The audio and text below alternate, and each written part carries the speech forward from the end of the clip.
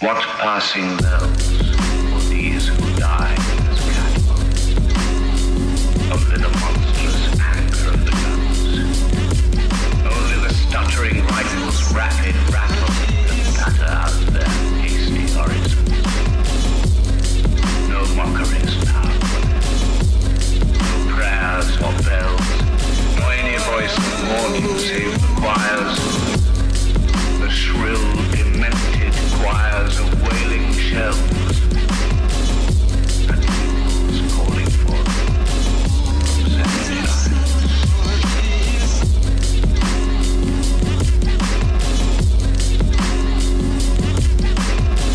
Yes. Shout out to my man Louie on this one. Check out our album, Inscrutable Malice. That was a little interlude from that album that we made. What's going on, everybody? My name is David Castle, also known as Homage to some, and this is the first episode of my new podcast. It's called Do the Knowledge with Homage. So, welcome. If you're listening right now, you are a day one listener, and congratulations to you. So here we go. Let's just jump right into it, man. I'll tell you a little bit about why I decided to do a podcast. It's just something I always wanted to do, trying to produce more content, put out more music, and diversify my shit. Hold on one second. And yeah, I just enjoy talking. I want to give my perspective on stuff. So for today's topic, I want to talk about my trip to Southeast Asia. I just got back from a big trip. Some would call it a trip of a lifetime, whatever you want to say. It was really fun, though. I had a great time, and it's something I just did, so it's something fresh. It's something I could talk about. But for future topics on this thing, we could talk about all kinds of shit, I'm really into, like, conspiracies and hip-hop and skateboarding, current events, politics. I mean, nothing's off the table, so we'll see what the future holds. But for today, we'll talk a little bit about what I did in Southeast Asia and why I decided to go on the trip, and just let you know what I did over there. So, flashback to last year, I was selling cars. That was my job. I worked there for about almost 2 years, and I liked it. It was okay, but it wasn't really my thing. I was making okay money, Things were good with regards to that, but my heart wasn't in it, It's not something I love to do. I don't give a fuck about cars, to be honest with you. So it's like I kind of felt like I was wasting my time in pursuing something that I didn't really feel 100% about. It wasn't like doing music or something. I fucking love doing music, like that wouldn't be a problem to do, but to be selling cars and doing some shit I don't really care about. Hold on one second. Let me try to fix my camera here.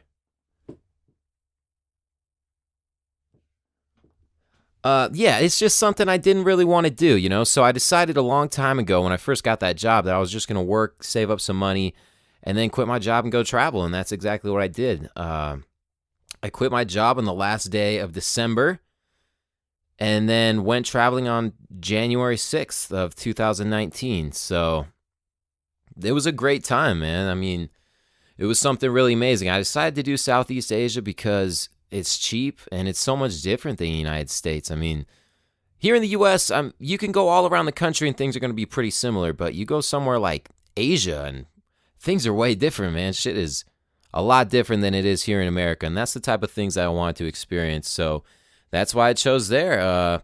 I booked a ticket from San Francisco to Bangkok, and then it was on. Right before I was about to leave, though, there was a huge fucking storm where I live. I live here in Carson City, Nevada. It's right on the base of the Sierra Nevada mountains. So once in a while, we'll get some pretty big storms, depending on the year. And apparently this year was fucking crazy. But the day I left on my trip is the day when the snow really started coming down. And there was just a gnarly fucking storm. So I couldn't drive to San Francisco. I ended up having to get a flight from Reno to Las Vegas, and then from Las Vegas to Oakland.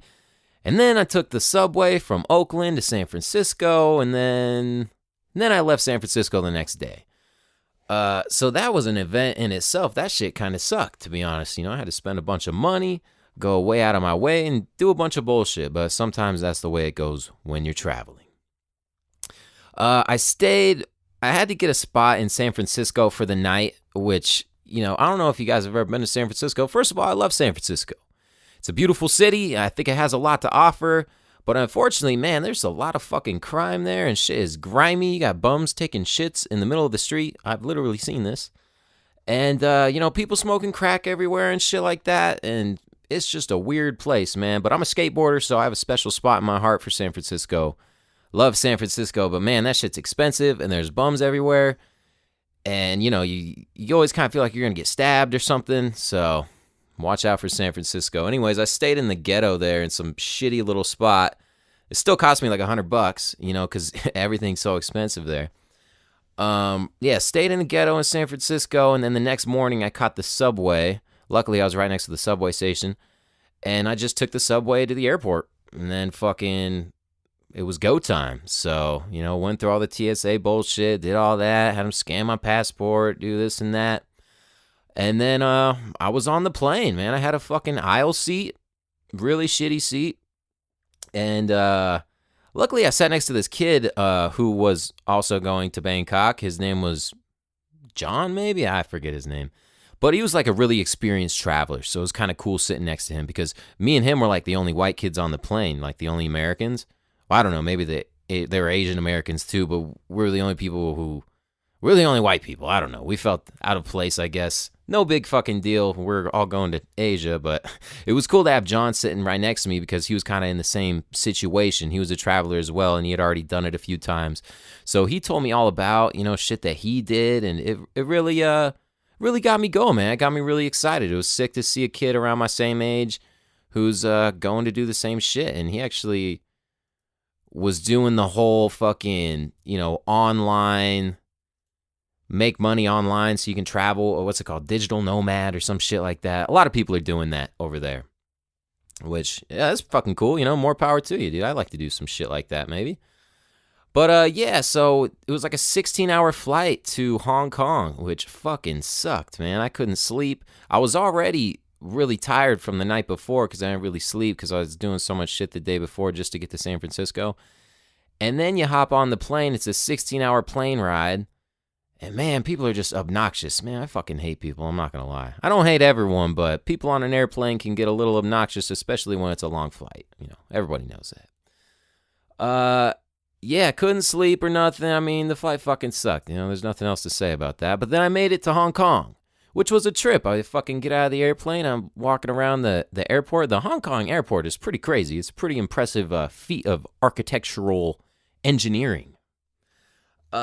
The roof is just crazy. It's like this perforated triangular metal roof, and it's just fucking humongous. It's a really nice airport, and everything's really expensive there, which is not that nice, but that's where my layover was. I chilled there for a few hours, and then I was off to Bangkok. Now, I landed in Bangkok it was almost midnight by the time I got there. Midnight Thailand time, which is already a 16-hour time difference. I forget if it's back in time or in the future. I don't know. But shit is way different there. And I remember being jet lagged as fuck and just my whole sleep schedule was all off for like 10 days. But get to Bangkok and I'm fucking stoked. I'm like, hell yeah, man, I made it. I mean, look at me, I'm here. So, I was proud of myself. I went and got like a Uber taxi type thing to my hotel room, which was a trip in itself. The dude had YouTube playing in like the center console where your radio would be. He's fucking watching YouTube, hauling ass down the Bangkok freeway, driving like a crazy motherfucker, because that's how everyone drives down there. No offense, Thai people, but shit is kind of crazy there by my standards. I get a little scared in cars. I've been in a few car accidents, bike accidents, skateboard accidents, anything you can imagine. I've probably eaten shit on it. So, I don't really trust people, man. That's a little scary, but nonetheless, made it to my hotel, no problemo.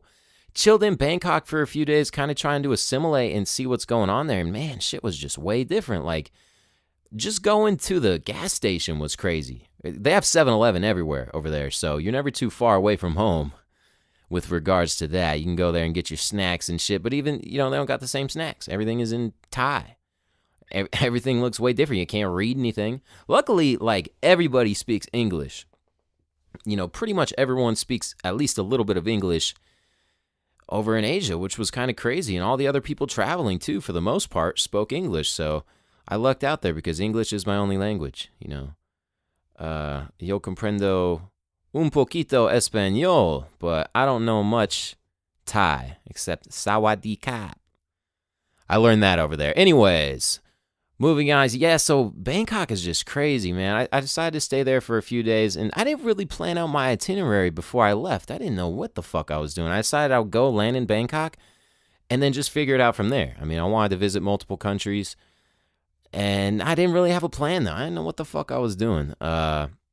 Chilled in Bangkok for a few days, and man, it's just a really busy city. It's a crazy third world country, gigantic city. I mean, how do you describe it without going there? It's kind of unbelievable until you're there. But it was fun, man. I really liked it. Shit was different, and, you know, I was traveling by myself. I didn't really feel unsafe or anything. Felt fine. There's plenty of people who travel the world alone and have no problems, and I was one of those people as well. One of the nights I went out to, like, the Vegas Strip of Bangkok, if that makes sense. It's just a spot where everyone's partying, man. Shit's pretty crazy. You got alligator roasting on a stick. You got all these nightclubs. You got lots of hot Thai girls and just people having a great fucking time. All these people traveling and shit. I met this one girl there. She was from Paris. I forget her name, but this pretty girl, you know, younger girl. And we chilled and talked for a while. And she was also a really experienced traveler too. As I found out, a lot of people in Europe are. You know, it's not like us Americans where we're just chilling at home all the time and shit. So she told me all about the things that she did in Southeast Asia and like some of her favorite shit that she's done. And one of the things she told me that was really cool that she liked was going to Laos and doing this thing in Laos called the Gibbon Experience. And I was like, well, what's that? And she told me all about it. She said, you go into the jungle, you hike around, you stay in these giant tree houses, and you're zip lining all across the fucking jungle of Laos in the middle of nowhere. It's just the coolest shit ever. And I was like, fucking sign me up. So I found out what I was doing next. I was going north to Laos, and I was going to do that in a place called Hoi Zai, Laos, which is north of Thailand, kind of up there by Chiang Mai. So I figured in the meantime, I'd go check out Chiang Mai, which is in northern Thailand. And I really liked Chiang Mai. It was cool, man. It's kind of up in the mountains, whole different scenery from Bangkok. It's a little bit smaller town, still a couple 100,000 people or something, but definitely a different vibe than Bangkok. And I really enjoyed Chiang Mai. It was beautiful. And, you know, it was crazy, too, going to Thailand and just seeing the difference in people's values and stuff. People there, I mean, they're devout Buddhists for the most part. You see all these gigantic Buddhist temples, all these statues of the Buddha, and it's just everywhere. I mean, it's really everywhere, and it's such a huge part of their lives. And that's something we don't really have here in the West. I mean, you have Christianity, but it's nowhere near as pervasive as Buddhism there is in Asia. It's just, they're all about it, man. They're fucking Buddha is everywhere, and that's cool. I really admire that. I thought that was something really cool, you know, just to see the devotion that people have to their God and their religion, and how seriously they take it and how they're trying to use it to live a better lifestyle and shit. I admire that. That was cool to see. So yeah, I went from Bangkok up to Chiang Mai. I stayed in Chiang Mai for a few days. Stayed at a couple hostels and shit like that. Met a bunch of kids who were traveling as well and got all their stories. And, you know, there's a lot of kids doing it right now, just backpacking across the world and going to all these places. It's a pretty cool thing that's going on right now. I talked to some girl who just got back from traveling Iran. She said that Iran was fucking awesome. One of the favorite places she had ever been, and she had been all over the world. But she's from Sweden or something like that, and I know us Americans, we're not allowed in Iran. I think even if you apply for a visa or something, you get put on the terrorist watch list or some bullshit like that. So unfortunately for us people born in America, it's a little tough to get over to Iran. So fuck. One of the perks of being an American, I guess. Chilled in Chiang Mai for a little while. I stayed at this one hostel that was a real fucking shithole. It just sucked, man. The mattresses were dirty as shit, and it was just a weird vibes. I don't really like hostels, I came to find out. Everyone, when I was about to leave, they're like, oh, you got to stay at hostels, man. They're hella cool. There's all these other travelers. They're all having a good time. You meet all these people and become friends, and then you go travel the world together. It's, you know, it's really fun. But I got there and I wasn't into that shit, man. I fucking preferred to be myself for the most part. Because, you know, the hostels are weird. There's a lot of kids like partying and shit, which is cool. But it's just, you know, I've done a shitload of that in my life, and I didn't travel across the world so I can do some things that I already do here at my own house, you know.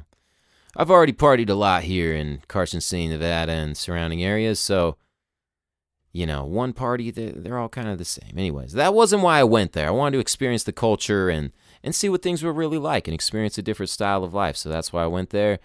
And I had a better time staying in hotels and shit. I got my own spot. It's not super loud for the most part. It depends where you stay, but I preferred having my own spot rather than the hostels. So yeah, I stayed in this really shitty spot out in Chiang Mai. I got like bed bugs. I woke up with all these fucking bumps all over my skin, and I'm like, man, fuck this. And granted, it was like $1 or like $2 or something to stay there. So, I wasn't expecting the fucking Four Seasons or some shit. But still, fucking fuck that. I wanted to stay somewhere nice after that. So on my way to Hoi Zai, I went to this place called Chiang Rai, which is out by Chiang Mai. It's in northern Thailand as well, which was also a really cool town. I mean, there's not as much to do as there is in Chiang Mai, but it's definitely really sweet. It's out in the northern Thailand, in the jungle, in the mountains, and it's fucking really cool. I stayed at this really nice spot. I spent a little more money. Stayed at like a resort with a pool and fucking jungle bungalows. I got eaten alive by mosquitoes though, so that sucked. But I had a really good time there, and that was my first time riding a motorcycle in Southeast Asia, which I came to do a lot while I was there. But there was no food. The chef didn't show up for work, so the guy who was running the place was like, hey, I can give you a ride to the store if you want to grab a pizza or something. I was like, fuck yeah, let's do it. I was already a little drunk at that time.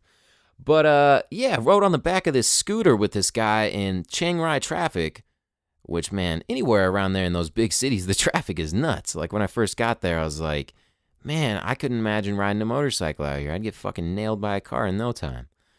But, I was feeling a little confident, decided to hop on the back of the motorcycle with him. Not gonna lie, I was riding bitch. I had no other way to go. I was hungry. Fuck it. So he took me to the Walmart of Chiang Rai.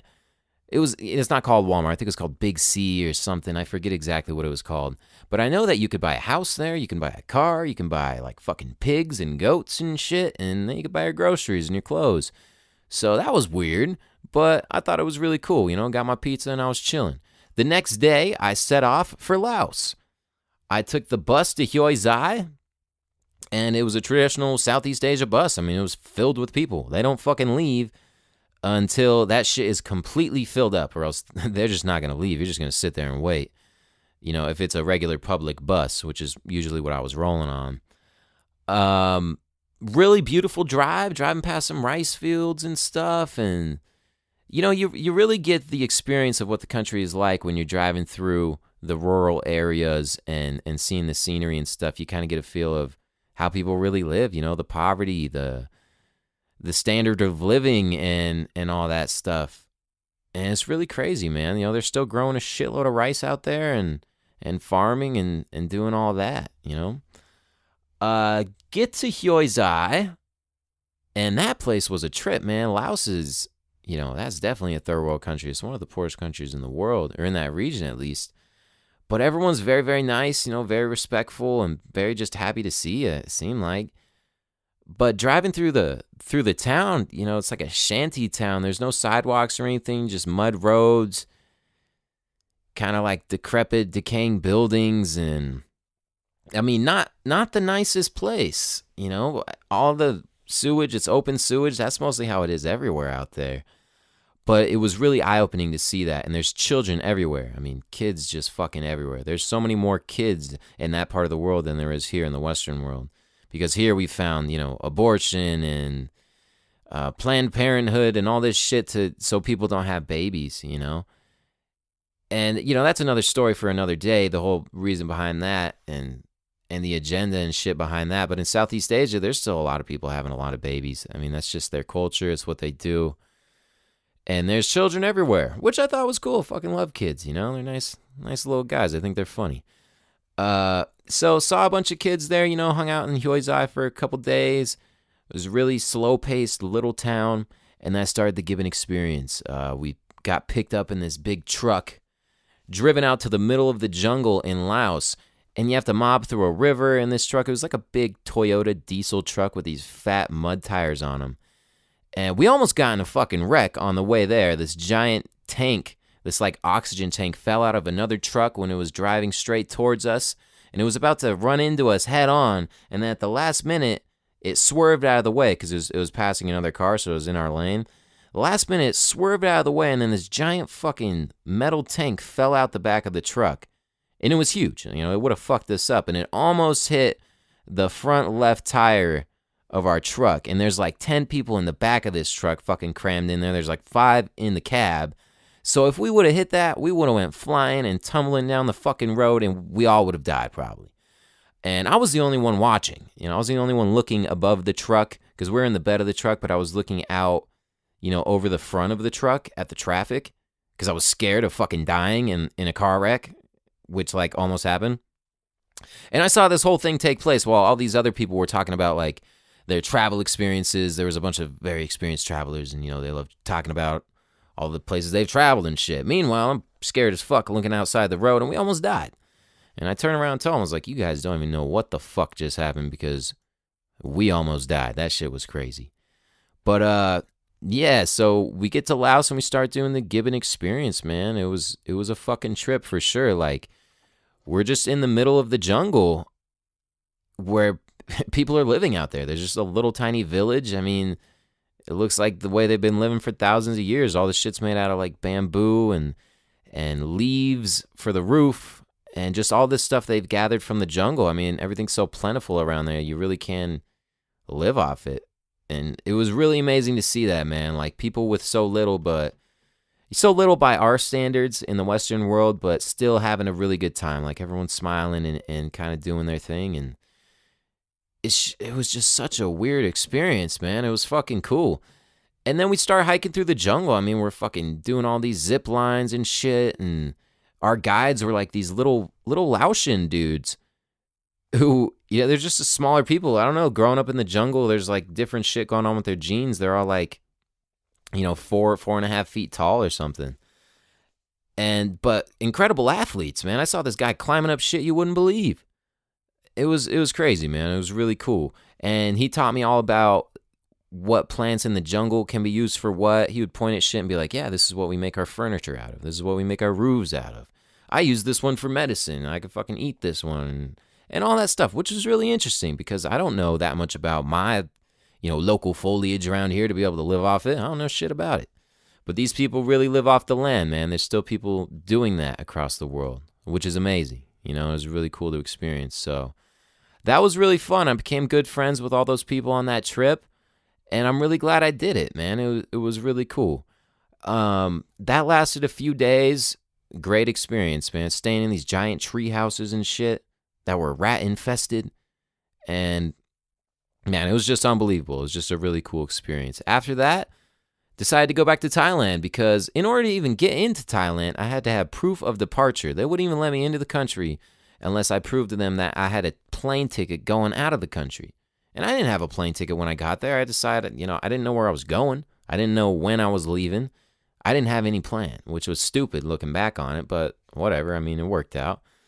So as soon as I got to the airport, when I got to Bangkok, I bought a ticket to Cambodia because I wanted to go to Cambodia and see Angkor Wat.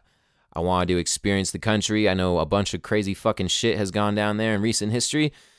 And I thought it would be cool to visit there. So that was my next stop. And I bought it for like 3 weeks later. So by the time I was leaving Laos, I had like another week and a half or so to kill before I had to be back in Bangkok to catch my flight to Cambodia, to a place called Siem Reap.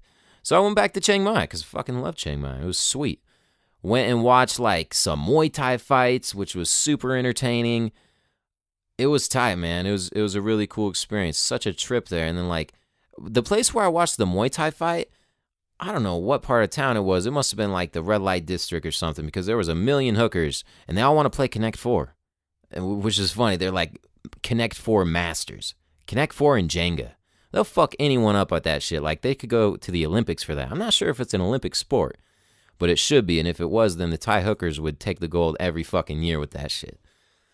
But yeah, it's just, you know, it's different there, man. The sex work is huge. Imagine being in a country where there's not much opportunity and you're like a hot chick and there's all these tourists around. I mean, you know, one thing leads to another. You got to make money somehow, you know. But not really my scene, not what I'm into. I mean, I'm not against it. I'm not for it. It's just kind of is there.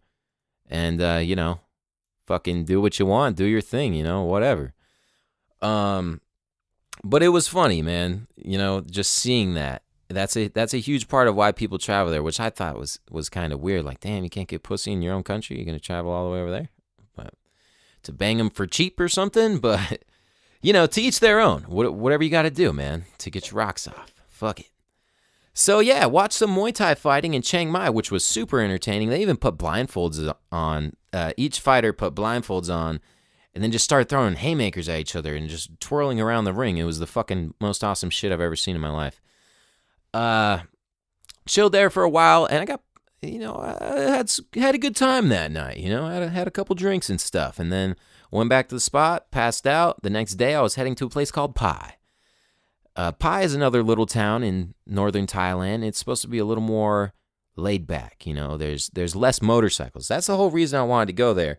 Because you can't hear yourself fucking think in most of these big cities, man, because everyone's just hauling ass on these motorcycles. And motorcycles are just loud as fuck, especially shitty ones that are about to break, and all these cars are, they're kind of just, they're keeping them all going no matter what. It's not like everyone can buy a new car every year or two, so they just keep whatever they got and make it work. They're repairing them and stuff, and shit is just loud. I have a thing with noises where it just drives me crazy, man. I'm trying to think, I'm trying to do my thing, and then hearing really loud noises distracts me. It fucking drives me nuts, and motorcycles are one of those things that does that. So I'm like, hey, I'm on vacation. I want to relax, just have a good time. Things are a little crazy right now. I heard Pai was a very chill spot. It's like the hippie spot where people go and they like smoke weed and do mushrooms or whatever. And I was like, hey, shit, that sounds fun. Let's do that. So I got a bus ride the next day there. Oh, man, and that sucked. That fucking sucked because it was like a 5-hour drive, and it was one of the windiest roads in, like, the whole fucking world. 726 turns, maybe 762, one of those. 762 turns, going uphill. Man, it was just gnarly, dude. The windiest road I've ever been on, and with a hangover, that is not fun. Not fun at all. There was a guy going on the bus also. He was sitting next to me. He was this guy from London, kind of a bigger dude. And he was telling me about traveling India. He said that India was fucking sweet. He traveled there and was there for like 3 months. I was like, holy shit, that's kind of crazy.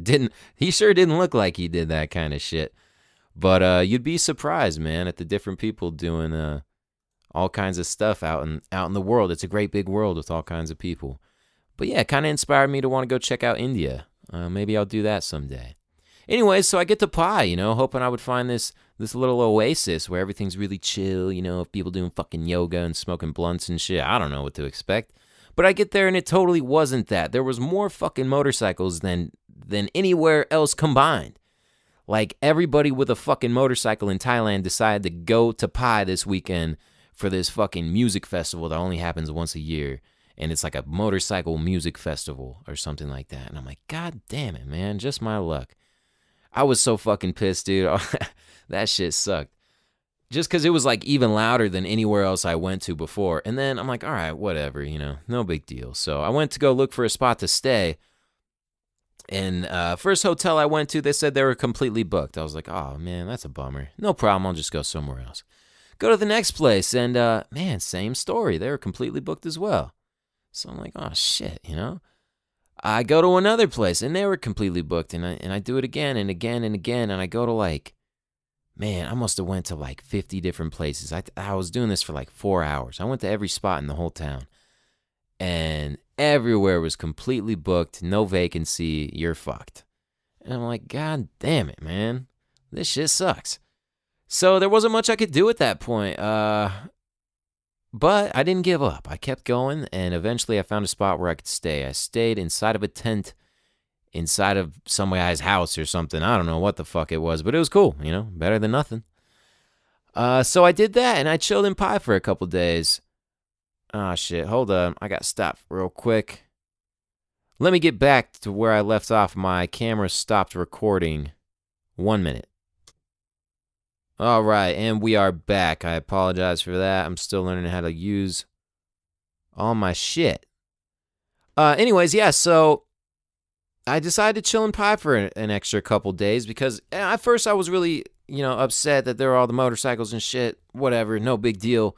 I got over it, and everyone left like the next day because the concert was over. And then after that, it was really chill. It was like what I had heard about, So fucking chilled there, and I just went in to see the sights. They have a bunch of cool shit around there. I chilled at this place. It was the Bamboo Bridge, and just like the name, it was just all these giant bridges made out of bamboo over these rice fields, and it was absolutely beautiful. I mean, it was unbelievable. So I went there. I was just chilling, like drinking a beer, just taking in the sights, and some kid came up to me. His name was Mike, and he was with a girl. Her name was Evie, and we started talking. And Mike was from like Massachusetts or Maryland or something. He was American, I know that, and he was about the same age as me. And Evie was this beautiful girl from London. And they're like, hey, well, you want to chill with us? We got a group of people going around and checking shit out, mobbing around on motorcycles. You want to come? I'm like, fuck yeah, let's do it. So I actually became good friends with these people. They're cool as fuck. So I ended up hanging out with them for the remainder of the time that I was in Pi.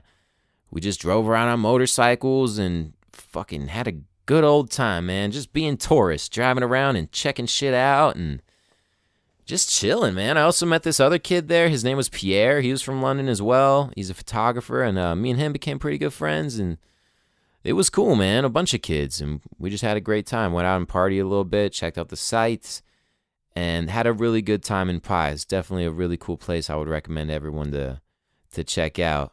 But one thing you got to watch out for in this whole area of the world is the water. You don't want to be drinking the water. You don't even want to be brushing your teeth with it, because I wasn't drinking it because I knew the tap water was bad, but I was still brushing my teeth with it, and that caused me to get an infection in my tooth, which fucking sucked. It hurt like a bitch, and it was painful.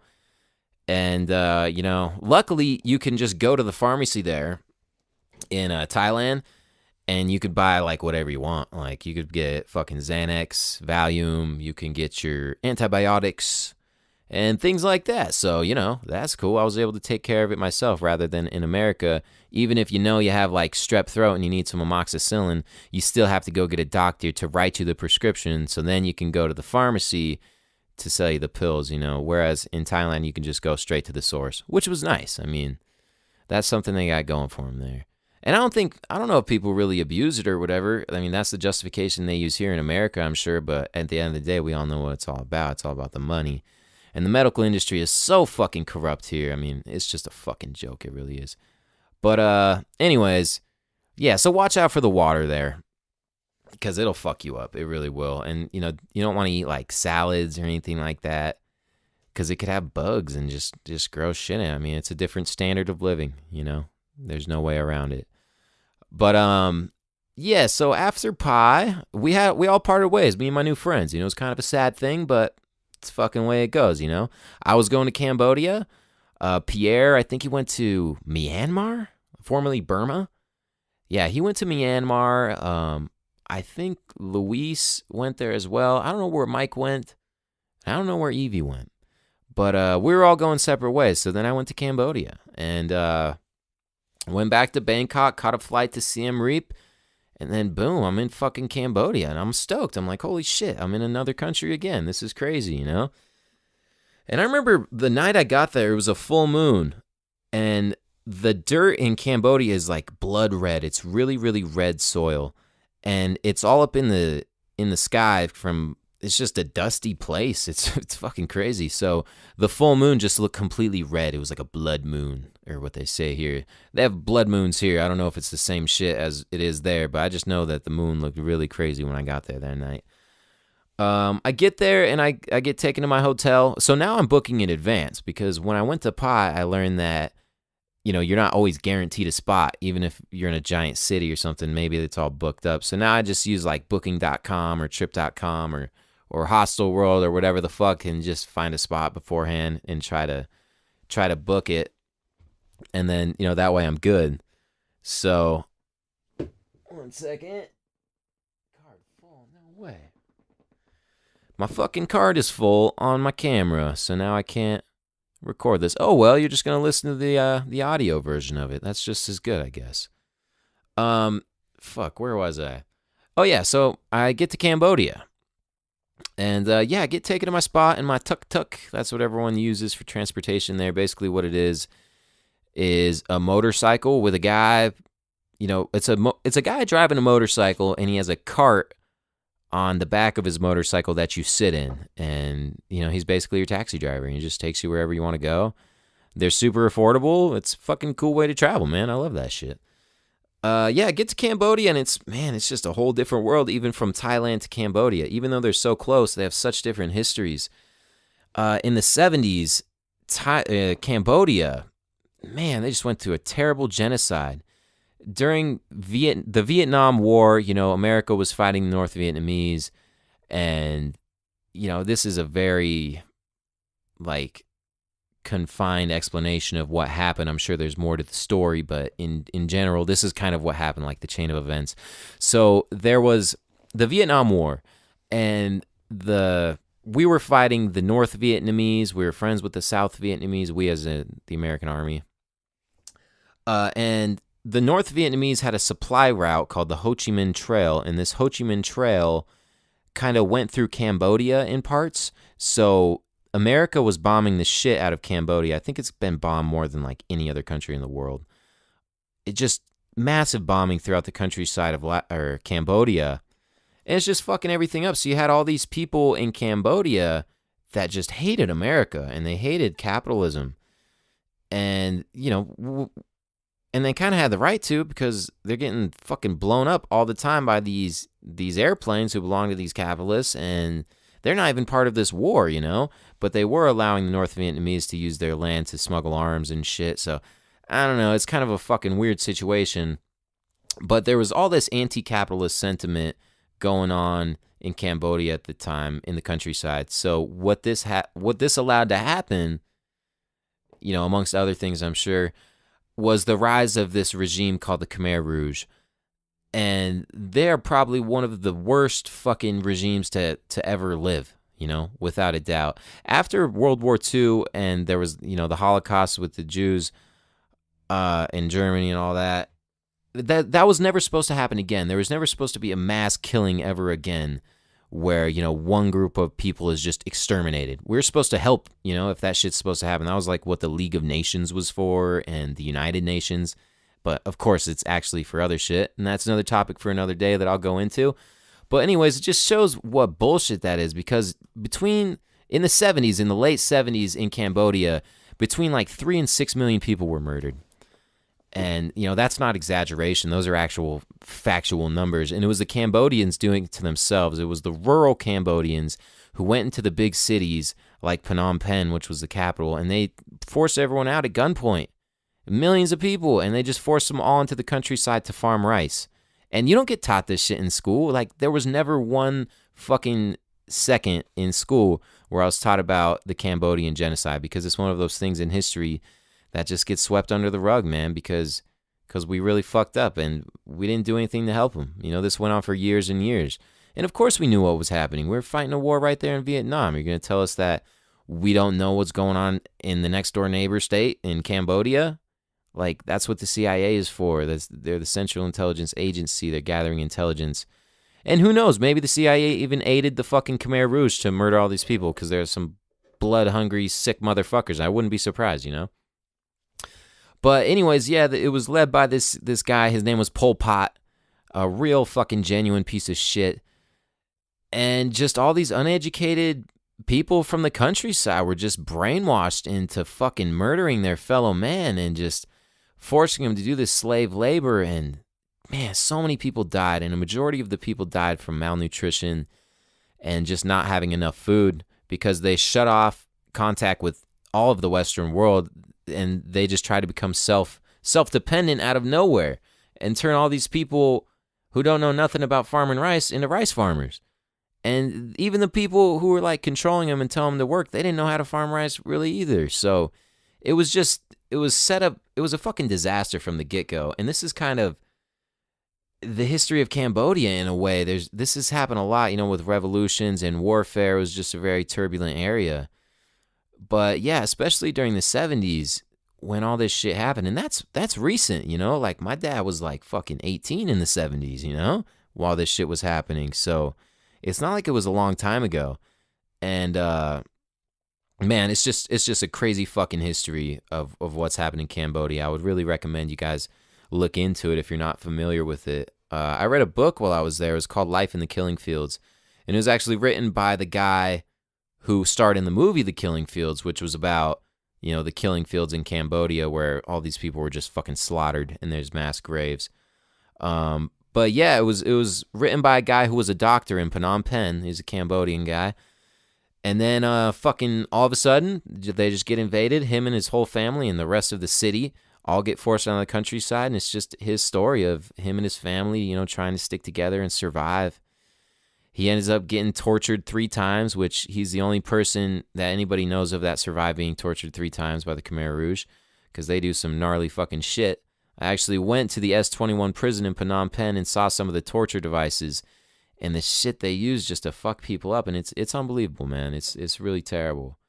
And it was a really powerful experience, and they're still trying to recover from that. And it's just crazy, man. Really nice people, though, and a majority of them are Buddhists as well. And there were Buddhists during the fucking the genocide there too. But Angkor, which was the Khmer Rouge, the name for the Khmer Rouge, they said you can't worship the Buddha anymore. And if you did, you get fucking killed, because the only thing that matters is the state. The only thing that matters is Angkor. And that's what the Khmer Rouge called themselves. And in Cambodian, all Angkor means is like the corporation. But it was also a play on words for the old Angkor civilization, which built Angkor Wat and Bayon and all these really, really amazing structures, because 1,000 years ago, 1,500 years ago, Cambodia was a thriving civilization. It was like the center of civilization in Southeast Asia. They're incredibly advanced. They had all these waterways that they used for trade.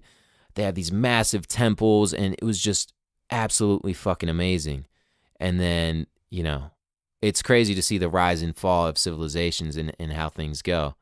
But, man, I'm kind of getting ahead of myself. I didn't even talk about what I did in Cambodia. I'm just giving you a little background on Cambodia, in general. And it's not like I'm the fucking historian who knows the most about that, but I know a little bit, and I find it really interesting. So, the main reason I wanted to go to Cambodia was to check out Angkor Wat. And these giant temples in the middle of the jungle, and they're absolutely unbelievable. They're fucking huge. They're the largest religious monuments ever constructed. And they have, like, Angkor Wat, for example, it's just one temple, but just the moat to get across, like the bridge to get across the moat that surrounds the whole thing, is 300 meters. And that's fucking huge. That's over 3 football fields. And that you're just walking across the bridge, and you don't even get to the main temple. You get to like the wall of a temple, which is just like the introductory temple, and then you walk like another 500 meters, and then you see Angkor Wat, which is just this huge, enormous temple. It's absolutely beautiful. I mean, it's really it's one of the wonders of the world that everyone should visit, because it's just crazy, man. Like, thinking that these people were so devoted to their gods and stuff. It was a Hindu temple at first, and then got converted to like a Buddhist temple. They're always kind of switching back and forth depending on who was king and what the king wanted you to believe and stuff. But man, just to see it in real life and to experience it and to walk around it and climb around it and see the artwork inside of it, because all of the walls are covered in these things called reliefs. And basically what that is are these little statues and little pieces of artwork carved into the sandstone that tell stories of, kings from Cambodia, or stories in Hinduism or Buddhism or whatever it may be. So that was really, really, really interesting to see, and it was something I really wanted to check out. I went to the museum beforehand, before I went to the actual temples, to kind of get some background information on it. And it was just more examples of how devoted these people were to their spirituality. It's something that you don't see much here in America, as people who are, that spiritually in tune. And, there's just so much about it. It's just fucking crazy. It's something you don't see here. So that was really interesting, and I really liked it there. I had a lot of fun in Siem Reap, and I met a lot of cool people there. They actually got like a pretty fucking poppin' party scene. And it's weird, man. Like, in Southeast Asia, a lot of these towns like Siem Reap, they're so dependent on tourist dollars. So you see them really catering to like the Western, I don't know, just partying and shit. Fucking bars and like loud music, and they're all playing like top 40 hits. And it's so weird to be in the middle of Cambodia and to be walking around and then hearing this kid singing this like super popular American song and singing it in English too. And he's just like all about this song that was just made across the world that has like nothing to do with him, but he's just all about it. So that's just further evidence that America and Hollywood in particular is just the culture creation center of the whole world. And it was chosen to be that a long time ago, by the people who want to control the culture. And I'll talk about that in future talks as well. But for now, I'm just wanting to talk about what I did in Southeast Asia. So, yeah, that was just weird, man, to see. It kind of sucked, to be honest, because I've had enough of that shit in America. I fucking don't even like hearing that shit here, really, like the super mainstream pop music that is just pushed onto us. But then you see it in Southeast Asia and these other countries where, they're like always listening to it, like even more than us.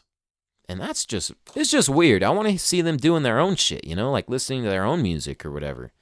But that's just not how it is anymore. We're really living in a global society where shitty music is universal, apparently, which a little disappointing, but what can you do? Yeah, so I spent a little time in Siem Reap, and then after that, I wanted to go see more of Cambodia, but to be honest, man, shit is just a little crazy there. Like, it's not like Thailand. Thailand's like pretty fucking nice, but Cambodia, it's a lot like Laos, same like third world country, really nice people and shit, but I don't know, to be honest, I kind of wanted to get out of there. I went to this place called Battambang, which, I didn't spend much time there. I don't have much to say about it, but I didn't feel like I wanted to spend much time there. No offense to people from Battambang. But after that, I went to Phnom Penh, which is the capital of Cambodia. And that was cool to see. It was really interesting. I ran into some people who skateboard there, which was tight. And I skated with these kids from Cambodia, and they're actually pretty good.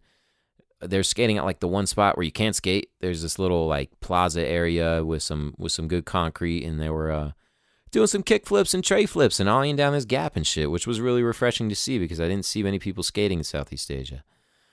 But after that, man, I'm like, okay, I kind of want to go somewhere nice now. To be honest, I had been staying at some places that it was more like survival than a vacation at times. So I was like, man, I want to go to like some place on the beach, some place that's nice and do something fun. So I decided to go back to Thailand and to go to the Gulf of Thailand to some islands there. I went to Koh Samui, Koh Phangan, and Koh Tao. And the whole time, man, I was just living like a fucking king. It was awesome, dude. I was staying in beach bungalows, just having a great fucking time. I was, reading a lot, writing a lot, partying, chilling with people that live there and learning a lot about the culture and the language. And it was just a great time. And then after that, well, I went from, first I landed in Koh Samui, which was the biggest island. Then I went to Koh Phangan after that, spent a few days there. And then after that, I went to Koh Tao. And Koh Tao is like the scuba dive capital of the world. Like, there's no place cheaper to dive than Koh Tao, and it's one of the best places in the world to go diving. And I've always wanted to scuba dive, so it's like, fuck yeah, let's do it. I went to Koh Tao, and I got my open water dive certification, which was fucking the coolest shit I've ever done in my life, man. It was really, really nice. It's just a different world underwater. Like, it's really amazing. I had a great instructor. His name was Sly. The place I went to there was Siam Scuba, so if you find yourself in the area, I would definitely recommend going to check them out. Siam Scuba in Seri Beach, Koh Tao. And it's like the main spot there. It's a really small island, but man, what a cool fucking little island. The people are great there, super nice, and made a bunch of friends there because there's people from all over the world who go there just to dive, I made friends with these German people, and Sly was French-Canadian, and check this shit out. So I get to Koh Tao, I get a text from Pierre on Instagram. Pierre was the kid I met in Pai like a month earlier.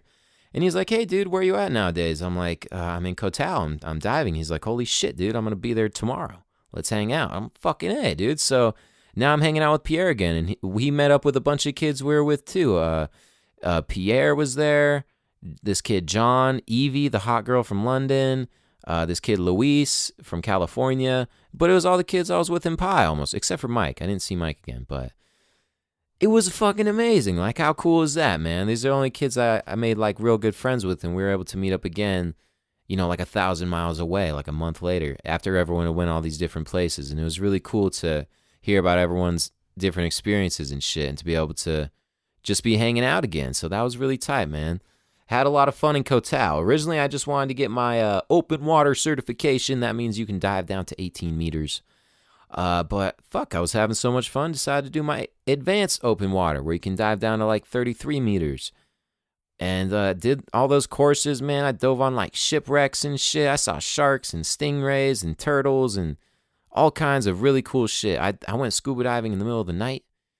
And man, just kind of indescribable. It's something you just got to do, and I would recommend everyone do that because it was a good time. Now, something I didn't know until after I left Koh Tao was that it is also known as Murder Island. There's a bunch of people who've been fucking killed there. All these travelers and shit who never leave, or they never return home because they get murdered. And there's been a bunch of murders in recent years there, which I didn't know. Apparently there's a fucking serial killer on this small island of 5,000 people who kills people like right at the beach where I was chilling the whole time. I was like, holy shit, I didn't know that. He knew not to come after me though. I'd fuck him up. I don't fuck around. But no, I'm just kidding. But that's kind of crazy though, right? So, luckily I avoided that, and then it was time to go. I decided to go to Indonesia to go meet with my friend Proto. Proto is a flight attendant who, he grew up with my brother. He's a few years older than me, but, good homie. So, we're all friends here. I decided I was going to go meet up with him, but then I get to Bali to meet up with him, and he fucking couldn't get a flight. He just didn't show up, which was a bummer. I was a little disappointed. Like, what the fuck, dude? But it is what it is, and it's whatever. I'd been traveling alone all the way up till that point anyway, so I wasn't that bummed about it. I just continued traveling alone. Went around Bali, and, having been all these other places that I went, and then to get to Bali, which can be described as like the Australian Hawaii, it's really westernized, but they still got their own shit going on. Like, it's pretty interesting, but there's a lot of people who like really want your money. Like the taxi drivers are super aggressive, and they're just like, where are you going? And it's just kind of fucking weird, to be honest with you. I didn't really like Bali that much, fucking call me whatever you want to call me, but it wasn't my favorite spot that I visited. One of the reasons might be because I lost my debit card there and I couldn't get any money. So that fucking sucks. I had to figure out how to deal with that. Ended up sending myself money through Western Union, through my brother in America. And it was just this whole fucking ordeal that kind of sucked, but it worked out. I just had to lose a shitload of money because it costs money to send yourself money, which is kind of bullshit, but what can you do? Next time, bring an extra debit card. And yeah, man, I chilled in Bali for a while. It was kind of cool. I went to this place called Ubud, which was like kind of like an artsy town, and that was really nice, actually. I liked it there. I went to the monkey forest and saw all these fucking monkeys, which was tight. Like, monkeys are really cool. And then after that, I decided to go to the Gili Islands. Now, the Gili Islands is another very, very small chain of islands. And fucking took a boat out there. I think it's east of, no, wait, maybe west. I don't know. It's right off the coast of Bali. And went there, and that was a trip, too. I got there to this place called Gili Air, which was the smallest island there. And I'm looking around, and everything's all fucked up, kind of, like the buildings are all broken down and turned into rubble, and it was just the weirdest thing. I was like, man, why don't they, like, fix up their buildings, It doesn't seem like everything is just strewn about, and all these rocks are, like, it's like the buildings were just destroyed or hit with sledgehammers or something. I didn't understand it. And then I felt like a fucking idiot when someone told me that they had just had a devastating earthquake there in August. August of, like 6 months before or whatever. And I had no idea about it. It just shows, how uninformed I am, because it was a terribly devastating earthquake that happened there on the island of Lombok, which was the island next to Bali. And the Gili Islands are like right off the coast of Lombok. They're closer to Lombok than they are to Bali, but everything's really close there. Indonesia is like 20,000 islands or some shit. But man, that was fucking nuts, dude. So I chilled in Gili for a little bit. I did some more diving and stuff, and it was a cool little town, but a little boring, not gonna lie. After that, I decided to go to Lombok. And man, that shit was.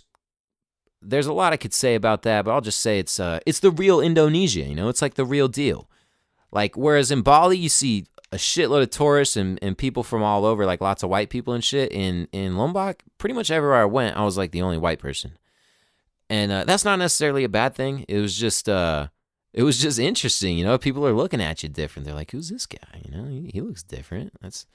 It's funny, man. And Bali has their own religion. They're like I think it's a version of Hinduism, but it's like they have their own Balinese gods. Whereas in Lombok, it's predominantly Muslim. It's like 99%. And but very, very nice people. We have this we're a little misguided on the Muslim values here in America, I think, after 9/11 and all that shit that followed with that. But man, really, really nice, accommodating people. I mean, I haven't been treated nicer by a group of people, I don't think, anywhere else in the world. They just take you in like your family, man. It's fucking cool. But I went to Lombok to go climb up this volcano called Mount Rinjani, which is this giant it's the second highest volcano in Indonesia. And man, that shit was gnarly, bro. So I got picked up on a motorcycle by this kid who must have been like 15 years old. He didn't even look like he was old enough to ride a motorcycle, but that was my ride to Mount Rinjani. And I'm on the back of this motorcycle holding on to this kid, and shit was just fucking crazy, man. We almost crashed. Like, you're just hauling ass down these little 2-lane highways with all these people on them, and everyone's passing each other, and there's no rules. There's no cops. Like, it's every man for himself, and people die there every day. And it's, no fucking big deal. There's no, I don't know what the fuck happens. I'm just glad I didn't die there. But I remember going up and the closer you got to Mount Rinjani, which was on like the northern part of the island, the more fucked up the towns were. I remember rolling through this one town and, every building was just devastated. It was just rubble. Like, there was nothing left. And I had never seen anything like that in my life. I mean, it was like a war zone. And I mean, it was fucking heartbreaking, man. And I think one of the most powerful things I saw on my whole trip was going through this devastated city where everything is just broken, like the whole building has just been reduced to rubble. But there was this one little part of the building that was still standing up, and you could tell this is where this old woman lived. And that was, where she had set up shop. And she was out there sweeping her front porch and the little walkway going up to her house. And she had this nice, clean little pathway leading up to this one little room that was still standing amidst all this rubble.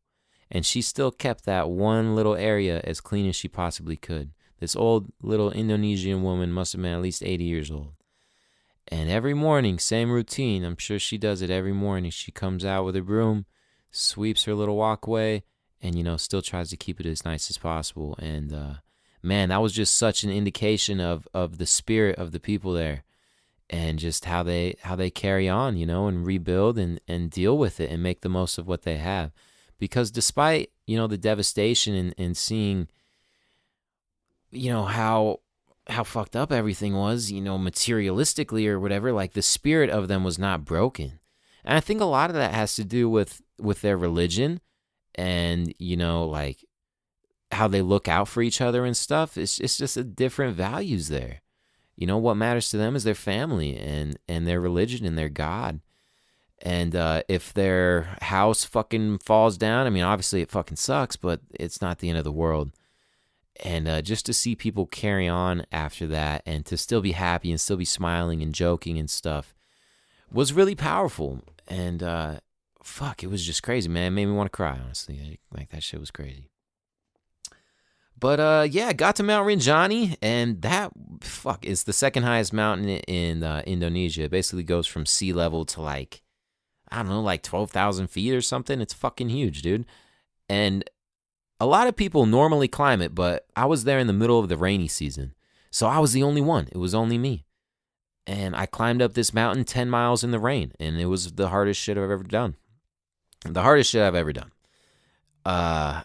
Like, it was really fucking hard and just, I don't know. There's not much to describe about it except it was really tough. But it was really sick when I got to the top, soaking wet and freezing. But to see the giant crater, the caldera. There was a lake inside of it, and when I saw the most beautiful sunset of my life, and it was just really dope, dude. I'm really glad I went there. Now it was really hard for me to do this hike. I had like hiking boots and all this shit. My guide, like my porter dude, who was like going with me, because you can't do it alone. I mean, you could, I'm sure, but it's better because I didn't know where the fuck I was going. What if I get lost in the jungle, So I had a guide, and he was just this kid, and he's just wearing flip-flops, man. Like, he couldn't afford shoes, dude. Like, that's still the case in most people in most of the world, is like, you only have one pair of shoes. It's probably like flip-flops or something. And if that shit gets fucked up, then there's not much you can do, Like, it's not like here in the Western world where you have like 20 different pairs of shoes. You can go buy one every week or something. Like, there's so many people just making do with so little, and they're just so thankful for whatever they get. And it's just crazy to experience that, man, and to see it up close and, see people's values and stuff and how other people live in other parts of the world. It really makes you realize how blessed you are to live in the Western world, to live in America. I mean, there's a lot of fucked up shit going on here, without a doubt. But I don't know. It's shit. If I had to choose a spot, it's really nice living in America. I love it here. But I also loved Southeast Asia. It was really nice. It was really nice to travel there and get to experience that, and see how other people live. So I still have more to talk about on this trip. I'm only in Indonesia. I also went to the Philippines after that.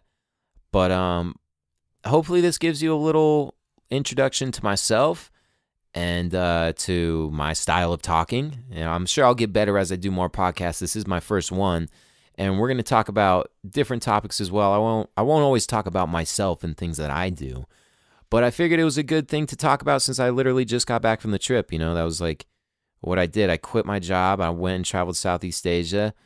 And then I got back, and since then I've just been working on music. I haven't even mentioned anything about my music this whole fucking time. Yeah, so I'm coming out with a shitload of new music. That's basically all I'm working on right now, and I wanted to do the podcast as well, just to kind of back that up and be consistently creating content. Really going after this music thing and trying to make something work, man. So we'll see how that goes. This is going to be the end of the podcast. Thank you so much for listening. I'm going to come back next week, follow up this story, and talk about something else as well. So yeah, thanks for listening to Do the Knowledge with Homage. Episode 1 coming to a close. Be sure to tune in next week, and we'll finish up with the story. Thank you so much for listening. Bye-bye.